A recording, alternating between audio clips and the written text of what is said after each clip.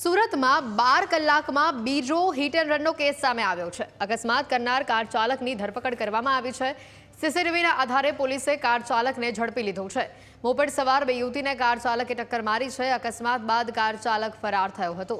આરોપી વિક્રમસિંહ અટાલિયા સામે અનેક ગુના દાખલ કરવામાં આવ્યા છે।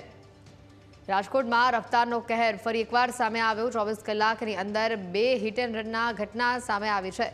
12 કલાકની અંદર જ બીજો કેસ સામે આવતા રાહદારીઓમાં ફફડાટ ફેલાયો છે। સીસીટીવીના આધારે પોલીસે તપાસ હાથ ધરી હતી અને કાર ચાલકને તાત્કાલિક ધોરણે ઝડપી લેવામાં આવ્યો હતો। મોપેડ સવાર બે યુવતીને કાર ચાલકે ટક્કર મારી હતી। વધુ વિગત મેળવીશું। સંવાદદાતા અમિત જોડાઈ ચૂક્યા છે ફોન લાઈન પર।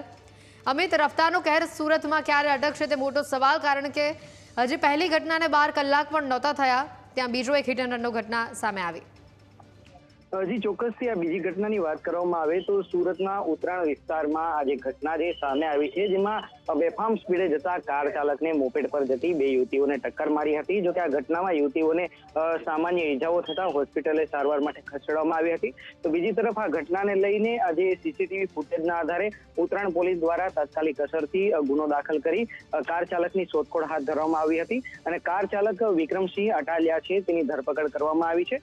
અને પોલીસની તપાસમાં એવું પણ સામે આવ્યું છે કે આ વિક્રમસિંહ છે અગાઉ પણ અનેક ગુનાઓમાં પોલીસના હાથે ઝડપાઈ ચૂક્યો છે અને 12 કલાકમાં બીજી અકસ્માતની ઘટના છે। મોડી રાત્રે બમરોલી રોડ પર પણ એક હિટ એન્ડ રનની ઘટના બની હતી, જ્યાં જે કાર ચાલક હતો તે જે છે તેને વીઆઈપી રોડ પાસેથી લોકોએ ઝડપી પાડ્યો હતો અને આ કાર ચાલક નશાની હાલતમાં હોવાનું પણ લોકો કહી રહ્યા હતા। એટલે કે જે અકસ્માતોની ઘટના સામે આવે છે તેને લઈને પોલીસની કામગીરી પર પણ સવાલો થઈ રહ્યા છે। લોકોની માંગ છે કે આવા જે રફતારના રાક્ષસો છે તેની સામે કડકમાં કડક કાર્યવાહી થવી જોઈએ, જેથી કરીને લોકો સુરક્ષિત રીતે રસ્તા પરથી પસાર થાય।